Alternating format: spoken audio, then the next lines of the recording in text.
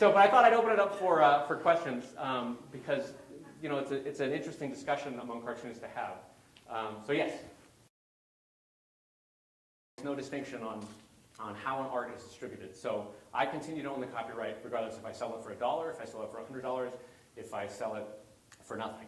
The copyright remains mine. So, and for those that are interested, there's also something called Creative Commons Online, which is a new form of semi-experimental law in terms of how to share the copyright for nonprofit use. So you can. Sorry, you want to encourage them to put it on Facebook, but you want to go online. Well, you're confusing copyright with distribution. I very much want them to distribute it to their friends. It's a form of free advertising. I mean, my comic strip, without me, keep in mind, my comic strip, never having spent a dime in advertising, grows between 0.5% and 3% in audience every month or two. So that's me not spending a dime in advertising. Right? Think about how syndicates would love to have that. A continually growing audience without doing any work, because I'm giving it away for free. But as I said, the copyright remains firmly mine, and in fact, here's something that's interesting. Remember when I was talking before about kindness to readers and how it pays you back? My work is given away for free online, right? But the copyright, as I said, remains mine. I got an email from a Russian lawyer that said there's a company in Russia that's using your work translated in Russian for advertising some soap or something. And I was like, hot damn, those SOBs, that kind of thing. He said, I've already filed an injunction for you in a Russian court. So and I was like, hot damn, that is amazing.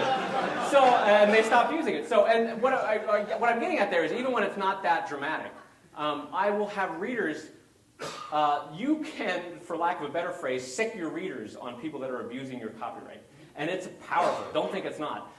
There's sites like You Think We Didn't Notice and stuff like that where any corporation that tries to steal or lift or copy an artist's work gets roundly beat up by the community they're trying to sell to online. So it's a powerful thing. So anyway, yes? I wondered if you would expand your thoughts on why it would not work for editorial cartooning, and if you have any thoughts on how it might work. Well, okay, you know what? Let me qualify that. It could work for editorial cartooning, but they would have to have page views far in excess of what I do. So to make a comfortable living, you'd probably need 20 million to 30 million page views monthly. Which means locally based cartoons would be out. Yeah, it's just hard to do. I mean, Penny Arcade does just a ridiculous number of page views every month. And so much of that is because they're tied into an audience of video gamers that already exist in the world. You know what I mean? It's networks that are already pre-built, and so they can spread virally easier. So it's just hard. I personally, it's sad to say, but I'm pessimistic for editorial cartooning going forward. So yes, I think you had a question. The books, are they print on demand? No. In fact, if you want to talk about that, the trick is, so many people said, I tried to do this online and I couldn't make a living. Print on demand is a terrible way to make a living. The margins involved are just not worth it. If I can go back to what I was saying before in the speech, the idea is not to sell on volume with a small margin. The idea is to sell on small volume with a huge margin. And print on demand just doesn't allow for that. So that's the short answer to that. Yes, you had a question?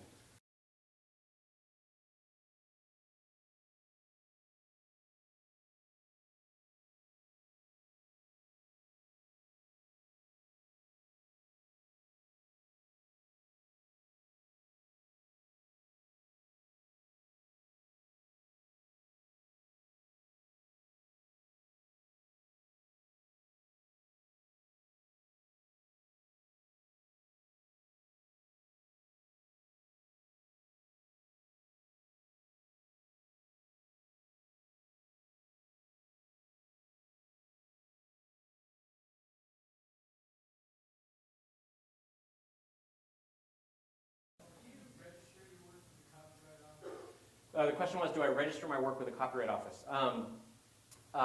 No, I do not. There's sort of three stages. We don't need to get into it, but there's sort of three levels of copyright in U.S. copyright law. And the first and earliest is the moment of creation. The second is sort of public demarcation of, I am Dave Kellett, this is my copyright, this is the year that I copyrighted it in. And the third is, as you said, is sort of filing it with the Copyright Office. Depending on the lawyer or IP attorney you'll talk to, copyright filings can get tricky in the sense of, well, do you file for every iteration of every comic strip? Do you file for the character as it has appeared in the last 3 years? That sort of thing. So I don't do that. I accept, I guess, a certain amount of risk and just make the public declaration of copyright. So And I should preface that with the obvious statement that I'm not a lawyer, so I'm kind of an idiot in that regard. Are you limited to not being able to collect damages? You know what? I should probably repeat that I'm kind of an idiot. No, that's just me admitting the honest to God truth. I hire lawyers when I need to, but I don't know. I'm sure it does limit it as far as what you can do. My solace there is that what am I going to do? Am I going to, out of the 300 strips that are, or whatever, 365 strips that I produce a year, am I going to ruin my life over the copyright, lawsuit over one strip? I'll probably move on, is the thing, unless there's big money involved. So, yes, you hand up first. You talk about building, reaching a passionate audience. What do you do about your fans that scare you? Out in the lobby, you'll see me sort of walk away from you. No, I'm just kidding. Here's the thing about cartooning. Cartooning, in a wonderful way, sort of gets shy people to, for a moment, step out of their shells. So as a cartoonist, when you meet those shy people, sometimes they don't verbalize or socialize in a way that you expect, which can sometimes be off-putting. But the fact is it comes from a place of kindness and sweetness and love for your work. So if as a cartoonist you recognize that those moments may be awkward, but it's coming from a genuine place, it doesn't have to be awkward. So does that kind of answer your question? Okay. So, yes, the glasses, I'm sorry. I wanted to go back to editorial cartooning for a minute and ask you two questions. One, do you think that webcomics to succeed need continual sort of reiterations of characters that they can follow through a series of strips, and that's one problem that editorial cartooning might have. Yeah. And second, one of the things you emphasize is that webcomics should provide escapism and in a certain kind mood for the readers, both of which are not really what editorial cartooning is about. Is that another problem from the transition of editorial cartooning into the web? Well, that's why I say, editorial cartooning could work if it's an advertising-based model with huge readerships every day.